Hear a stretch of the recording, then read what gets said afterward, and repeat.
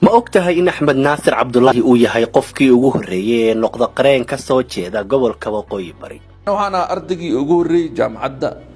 kulliyadda sharciga gala oo North Eastern ka imaad oo madaxweynaha lawyer markaan u naanay wax uu soo kordhina male lacagta ma ogi aniga lawyer madaxweyne waay agtayda waxba kama صح amiin qorana matana qorana horta qorana wixii lagu sheegaa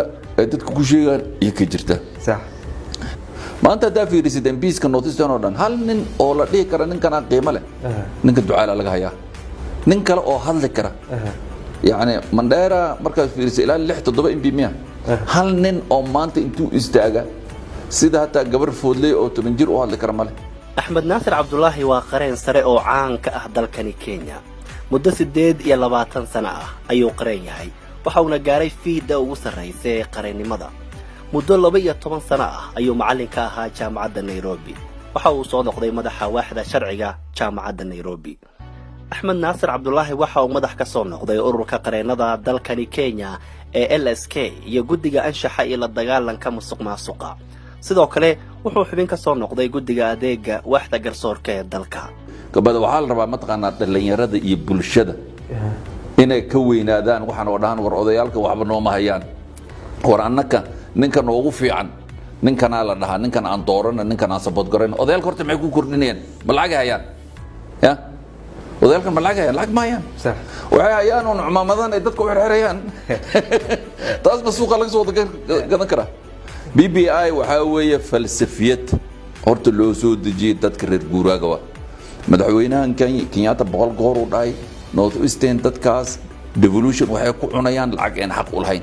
tiradooday badiyeen been waa North Eastern intay yihiin ma hata waxaan kartaa census-kiin ilaa hadda tirada la gooyay roble waa mangabwa nin oo kursigaas ka soo bixi kara ma tusbaxaas mataqaana dadku ku khalda laakiin nin waxa weeye prime minister shaqadiisa ka soo bixi kara ma laakiin Soomaali ahaan runta hadii la sheego Soomaali 80% farmaajo la jiraan meel kasta joogaan ama North Eastern joogaan ama dibadda joogaan ama meel kasta nin kasta uu garanaa war ninka Soomaaliya wax u tari raba nin kastana uu garanaa war ya caada qaata oo la luus qaato oo la wata soo dadka waa kana garaneen dadka mataqaana dad macquul waa محمود كرسي حسن شيخ محمود muxuu qabtaa asag dhowr sano wixii dhul iska lahaa hatta Kenya dhulka saas looma boobin intuu boobay Kenya saas looma boobin صح annaka wixii waxa qabna muxuu baalkii la dhijiro ndugu report يعني الدولة تقول كلا هاي لح بلاد وأجا بعيرت